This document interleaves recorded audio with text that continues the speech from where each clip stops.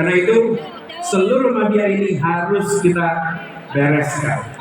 Republik ini tidak akan bisa maju bila kita membiarkan mafia-mafia itu merajalela di negeri ini.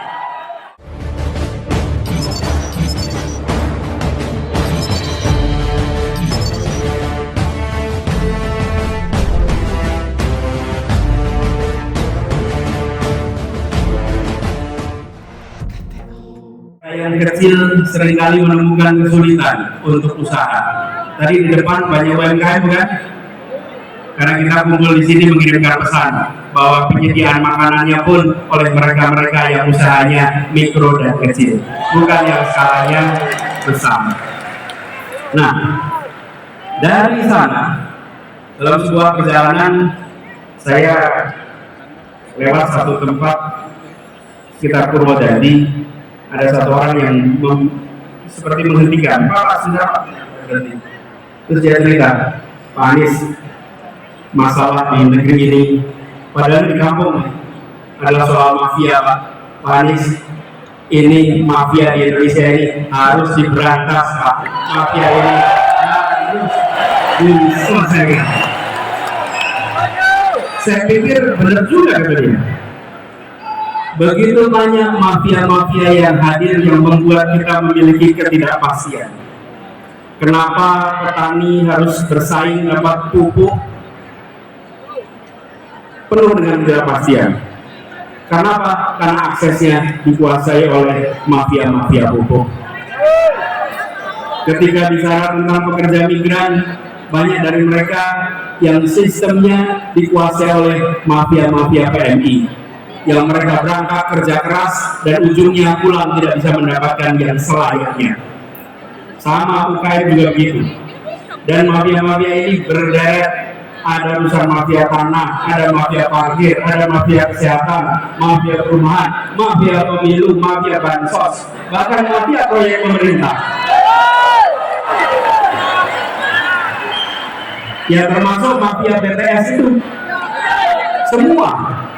Karena itu seluruh mafia ini harus kita bereskan. Republik ini tidak akan bisa maju bila kita membiarkan mafia-mafia itu merajalela di negeri ini. Termasuk pemerintah. Ketika kita melihat ada kasus-kasus, termasuk kemarin mafia BTS, maka saya sependapat dengan disampaikan oleh Ketua Partai Nasdem Pak Surya Paloh. Tuntaskan penyelidikannya.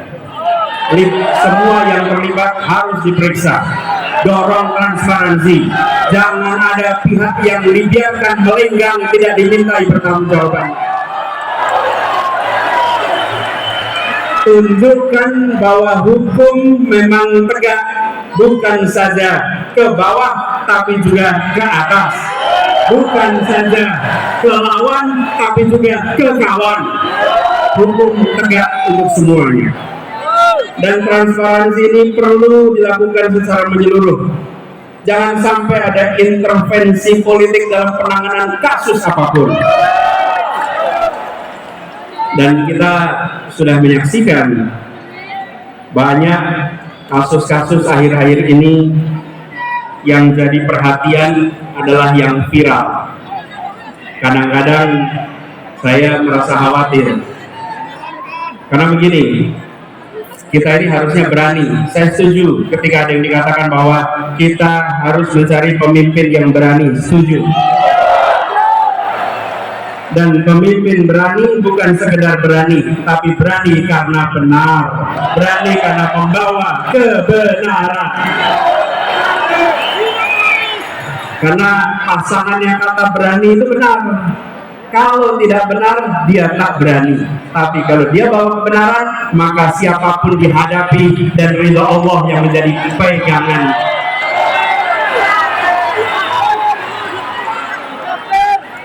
Jadi kita menyaksikan ketika peristiwa-peristiwa mafia ini terkuak. Ada polisi jenderal tentang membunuh anak buah. Terbuka. Ada yang menyelundupkan narkoba. Ada petugas pejabat pajak yang kekayaannya fantastis. Itu sudah merepotkan, membuat seperti Pak Kapolri harus kerja ekstra untuk mengendalikan kepercayaan publik, harus kerja ekstra untuk merawat polisi-polisi baik yang berintegritas yang ada di dalam tubuh kepolisian. Seperti itu kan Kementerian Keuangan, Ibu Menteri keliling sana sini untuk menjaga barisan orang-orang baiknya. Saya pernah di pemerintahan, saya menyadari betul, ya benar ada orang-orang bermasalah, tapi banyak lagi orang-orang yang bisa menegakkan amanah, orang-orang yang berintegritas. Mereka inilah yang harus dibangkitkan untuk bersama-sama menjaga republik ini. Nah, ketika kita menyaksikan peristiwa-peristiwa seperti itu, kita geram. Ini harus kita hadapi. Apalagi sekarang kita kumpul hari ini tepat 25 tahun reformasi di Indonesia. Tepuk tangan untuk para pejuang reformasi kita.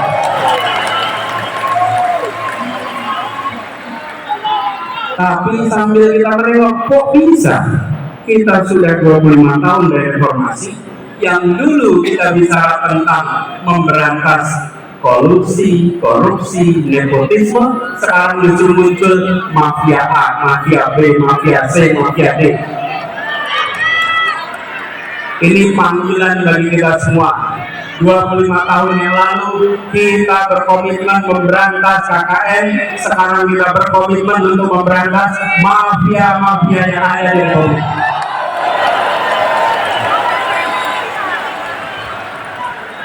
Proses terjadinya itu pelan-pelan, proses penyimpangan itu pelan-pelan. Bila pemimpin-pemimpin dari Republik ini tidak sensitif pada persoalan ini, maka persoalan ini akan secara bertahap merusak Indonesia. Teman-teman sekalian, saya beri ilustrasi. Katak bila katak itu dimasukkan ke dalam sebuah bukan tempurung, ke panci yang airnya dingin, taruh panci air dingin, kemudian pancinya taruh di kompor, nyalakan kompornya pelan-pelan. Air di situ asalnya dingin, lama-lama menjadi panas, lama-lama mendidih, dan katak itu akan mati dalam mendidihnya air. Itu caranya pelan-pelan. Tapi kalau katak dilemparkan ke panci yang airnya mendidih, dia langsung lompat. Tapi kalau dipanaskan pelan-pelan, dia mati mendidih. Bila kita tidak menyadari bahwa pertumbuhan mafia itu terus-menerus, maka bangsa kita akan habis karena mafia. Saatnya kita menyadari bahwa ini adalah problematika yang harus kita hadapi sama-sama. Setuju? Karena itu, ketika kita berbicara tentang 25 tahun reformasi, amanat yang harus kita pegang adalah komitmen untuk melihat perubahan yang kecil-kecil ini. Nampaknya pelan-pelan, gradual. Jadi kalau ada yang punya ide untuk mengubah, kita harus hadapi dan kita harus hentikan. Pelan-pelan itu prosesnya. Reformasi dulu mengatakan bahwa masa jabatan presiden 2 tahun. Ketika ada yang punya gagasan untuk memperpanjang, maka kita katakan bahwa kita komit dengan aspirasi reformasi.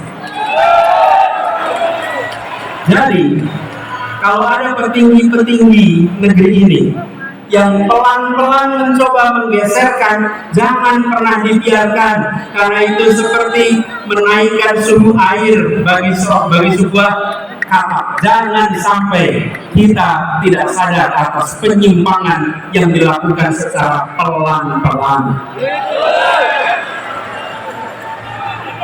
Dan kita harus sadari, bahkan kita punya masalah banyak. sebagian masalah itu harus diselesaikan di daerah, sebagian diselesaikan di pusat. Kalau daerah tidak bisa menyelesaikan, maka harus dicari cara agar daerah bisa menyelesaikan. Tapi kalau daerah tidak bisa menyelesaikan, diambil ke pusat dan ujungnya tidak selesai juga, malah menyulitkan masa depan orang-orang di daerah. Kita punya kecenderungan kalau di daerah tidak jalan, ambil alih ke pusat, dilakukan sentralisasi. Ingat, Republik ini luasnya luar biasa, penduduknya tersebar di 6.000 kepulauan. Berikan kepada kita semua kewenangan untuk menyelesaikan, awasi, pastikan tereksekusi. Dengan cara seperti itu, rakyat bisa merasakan pemerintah hadir di seluruh wilayah Indonesia. Jadi, ke depan kita berkomitmen bahwa pemerintahan yang hendak kita bangun adalah pemerintahan yang mengembalikan spirit yang ada di dalam pembukaan Undang-Undang Dasar 1945. Spirit yang ada di sana adalah bagaimana rakyat mendapatkan kemerdekaan yang sesungguhnya. 25 tahun yang lalu ketika kita memperjuangkan reformasi, pada saat itu kita berada di dalam suasana ketertekanan. Ekonominya tertekan, kebebasannya tertekan. Hari ini sebagian dari kita merasakan kebebasan yang tertekan. Dulu negara mengatur siapa saja, siapa boleh maju ke caleg, siapa boleh maju ke pilpres, siapa boleh maju wali kota, bupati, semua diatur. Hari ini jangan sampai ada pengaturan siapa yang boleh maju dan siapa yang tidak boleh maju. Karena itu bukan diatur oleh pemerintah, itu diatur oleh partai-partai politik atas aspirasi rakyat. Bila rakyat menginginkan si A menjadi calon, izinkan negara ini memberikan kesempatan kepada mereka untuk memperjuangkannya. Bukan malah negara menghentikan, bukan malah negara melarang, bahwa negara menjamin kemerdekaan, dan itu yang harus sekarang kita perjuangkan. Jadi kita yang berada di sini adalah kita yang punya aspirasi, dan kita menuntut agar ada kesetaraan kesempatan bagi siapapun di Republik ini. Dan ini juga artinya kepastian kepada mereka yang berusaha. Bayangkan, bila kita tidak memberikan kesetaraan itu, mereka yang di dunia usaha pun mengalami kekhawatiran, mengalami serba ketidakpastian. Ketika sebuah pemerintahan bertugas, dia harus memberikan kesetaraan kepada semua pelaku usaha. Jangan sampai pelaku usaha yang dianggap teman diberi fasilitas, pelaku usaha yang bukan teman tidak diberikan fasilitas. Dan persoalan mafia ini yang tadi saya sampaikan itu sering sudah masuk ke dalam proses. Saya beri contoh, ketika kami bertugas di Jakarta, ini salah satu ketidakpastian yang harus kita bereskan. Setiap tahun kita selalu meributkan soal UMP, upah minimal provinsi, dan di DKI Jakarta upah yang biasanya naik rata-rata 8% karena kondisi perekonomian turun. Tapi di tahun 2021 kemarin untuk upah tahun 2022 mendadak peraturan yang diubah. Peraturan yang biasanya kalau kita terapkan memberikan kenaikan UMP yang masuk akal, kemarin UMP-nya angkanya itu amat rendah. Kalau tidak salah sekitar Rp37.000 kenaikannya. Pada waktu itu saya katakan tidak mungkin di Jakarta naik upah nilainya 37.000. 37 itu bukan angka yang layak untuk pekerja di Jakarta. Karena itu kemudian saya sampaikan kepada pemerintah waktu itu Kementerian Tenaga Kerja. Saya sampaikan bahwa yang layak di Jakarta kenaikan itu menggunakan formula yang lama, jangan formulanya digonta-ganti. Dan inilah yang disebut sebagai mafia tentang pengupahan yang ada di Indonesia. Tidak boleh kita biarkan. Kami memilih untuk mengambil sikap yang berbeda. Dan ketika mengambil sikap berbeda, tentu kita menyadari bagaimana landasan hukumnya. Tapi yang menarik, para pengusaha protes seperti itu. Saya undang pengusahanya Balai Kota, 50 pembayar pajak terbesar. Saya undang. Ketika saya undang, saya sampaikan Bapak Ibu sekalian yang sekarang sudah menjadi 50 pembayar pajak terbesar. Bapak Ibu lihat, kita semua ini sekarang berkumpul di Balai Kota. Jaraknya hanya 1 kilometer dari gedung Pancasila, tempat konstitusi kita disusun, tempat persiapan kemerdekaan kita disiapkan. Pada waktu itu mereka yang berkumpul adalah orang-orang yang makmur, orang-orang yang terdidik, tapi mereka memilih mendirikan sebuah negeri yang prinsipnya menghadirkan keadilan sosial bagi seluruh rakyat Indonesia. Sekarang di sini, yang kumpul di sini, Bapak Ibu, saya ingin tanya, 40 tahun yang lalu Bapak Ibu di mana? 50 tahun yang lalu Bapak Ibu di mana? Kita semua 40 tahun yang lalu, 50 tahun yang lalu bukan siapa-siapa. Republik ini sudah memberikan kesempatan Bapak Ibu sekalian menjadi 50 pembayar pajak terbesar karena Republik ini memberikan kesempatan kepada Bapak Ibu sekalian. Sekarang berikan kesempatan kepada para pekerja untuk mereka bisa mendapatkan kesetaraan masa depan. Sebagaimana Bapak Ibu sekalian mendapatkan. Ini soal kita bergiliran masing-masing memberikan kesempatan. Dan ketika kita mengirimkan pesan-pesan itu yang menarik, para pengusaha itu setelah ngobrol pulang dan mereka bilang, Pak Gub, kami setuju dengan prinsip yang Bapak pegang. Kita sama-sama bergerak untuk Indonesia. Bapak Ibu sekalian, ketika kita bicara tentang nilai-nilai, maka semua akan terpanggil. Itulah sebabnya hari ini kita berjuang, karena kita membawa nilai-nilai dan kita ingin memanggil semuanya untuk berjuang bersama kita. Nilainya nilai keadilan, nilainya nilai kesetaraan, dan itulah yang kemudian membuat kita semua yakin bila ini kita kerjakan, insya Allah Indonesia akan lebih baik, Indonesia akan lebih makmur. Karena itu buat para relawan semua yang sudah berkumpul di sini, siap kita bergerak bersama ke depan, siap untuk mengajak semuanya, siap untuk menjangkau semua, siap untuk menunjukkan bahwa ini negeri merdeka. Jangan permintaan, jangan pernah takut untuk menunjukkan pilihan kita. Setuju? Bila kita menawarkan prinsip keadilan, prinsip kesetaraan, pasang besar-besar pesan itu dimanapun Anda berada. Jangan gentar pada mereka yang kegiatannya merobek poster. Jangan gentar. Jangan gentar dengan mereka yang sudah merobek baliho. Jangan gentar. Bila ada baliho dirobek, bila ada poster dirobek, jangan cuma difoto. Berikan laporan ke kepolisian, nanti kita tunjukkan siapa yang menghargai pendapat dan aspirasi dari publik.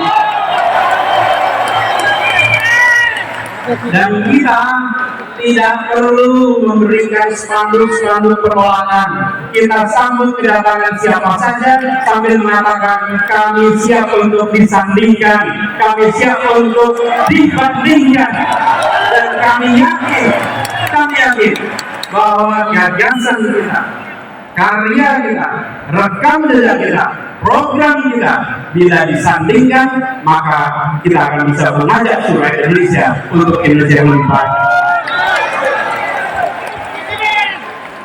Jadi teman-teman semua, para relawan yang saya cintai, ini bukan sekedar sebuah perjuangan elektoral. Ini juga bukan sekedar pertontonan. Ini bukan panggung hiburan. di mana datang ke depan panggung untuk menghibur, bukan. Ini adalah panggung untuk menentukan arah perjalanan bangsa ke depan. Karena itu kerjakan dengan keseriusan, kerjakan dengan sepenuh hati, dan ini adalah perjuangan yang membawa nilai, membawa prinsip. Karena itu jadilah relawan teladan. Ya, jadi apa? Relawan apa? Relawan apa? Relawan apa?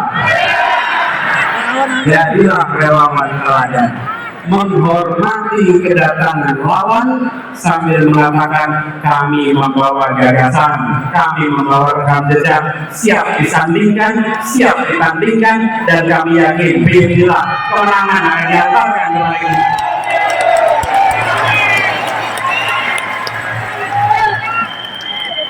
Karena itu buat semuanya para pejuang yang berkumpul di sini, kalau mengalami cobaan, mengalami tantangan, semakin besar tantangan, maka orang-orang tangguh akan bisa melewatinya.